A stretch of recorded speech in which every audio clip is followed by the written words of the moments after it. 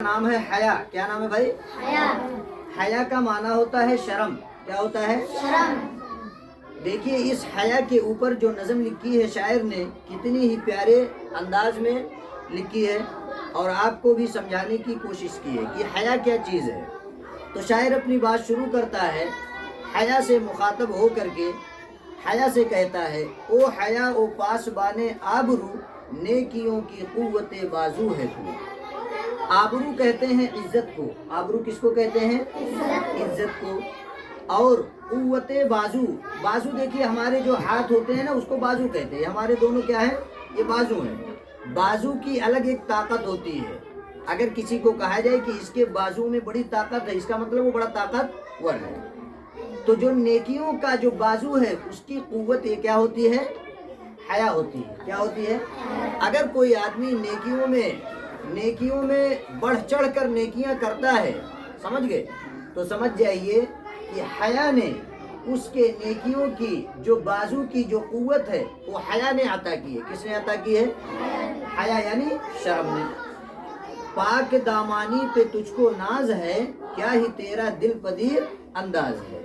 यानी अगर किसी आदमी का दामन पाक है, दामन पहले समझ लीजिए कि दामन हम अपने इस कपड़े के निचले वाले हिस्से को कहते हैं। दामन इस कपड़े के निचले वाले हिस्से को दामन कहते हैं। अगर कहा जाए कि इस आदमी का दामन बिल्कुल पाक है तो मतलब ये नहीं कि उसका कपड़ा पाक है, उसका जो कपड़ा है ये पाक है, ये मतलब नहीं। मतलब इस आदमी का दामन पाक है, उस औरत जो है वो औरत पाक दामन है। यानी उस औरत के अंदर अगर कोई जो है इल्ज़ाम लगाता है तो ये झूठी बात है।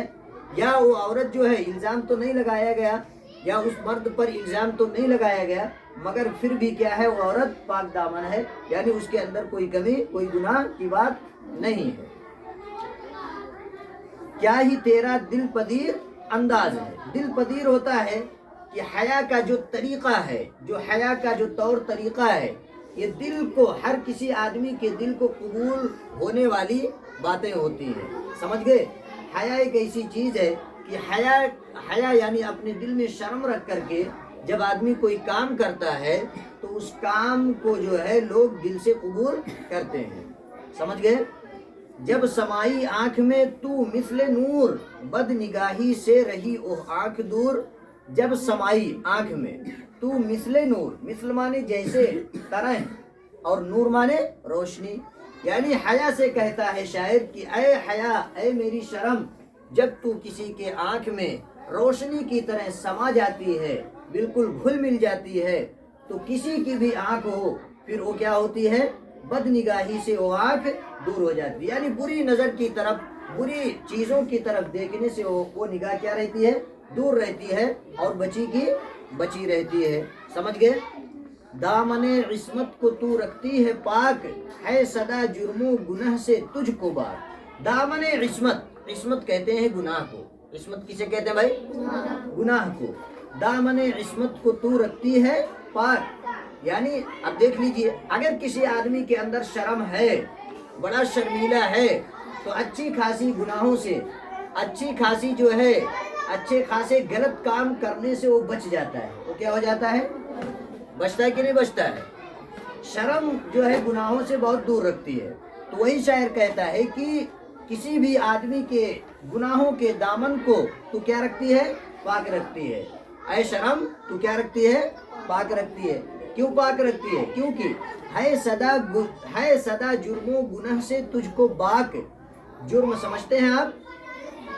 जुर्म मतलब कोई गलत काम करना। सदा माने हमेशा। देखिए सदा दो होता है। सदा कितना होता है? एक सदा होता है सीन से, इसका माना होता है हमेशा, और एक सदा होता है स्वाद से, उसका माना आवाज। गुनाह, एक गुनाह जो लिखा है ना, गुनाह, एक गुनाह का क्या है? शॉर्ट फॉर्म है। गुनाह का क्या है? जरूरत शेरी की वजह से गुनाह का अलिफ काट करके नून को हा में डायरेक्ट मिला दिया और बोल दिया गुनाह। समझ गए? शेर को बिठाने के लिए ऐसा लिखा जाता है। बाक माने होता है डर। बाक माने डर। कहता है शायर, क्यों तू इंसान के गुनाहों के दामन को पाक इसलिए रखती है क्योंकि हमेशा तुमको जुर्म से, गुनाह से, ये तुझको हमेशा क्या होता है? डर होता है। किसको डर होता है? हया को। किसको होता है? आगे देखिए, گر نہ ہوتا درمیاں تیرا حجاب فعل بد سے کون کرتا اجتناب. حجاب مانے پردہ، حجاب مانے فعل بد مانے برا کام، اجتناب مانے بچنا یا پرہیز کرنا، بچنا یا شاعر کہتا ہے کہ اے شرم اے حیا، اگر آدمی اور اس کے برے کاموں کے درمیان تیری وجہ سے پردہ نہ ہوتا تو کوئی بھی آدمی برے کام کرنے سے پرہیز کیسے کر سکتا تھا؟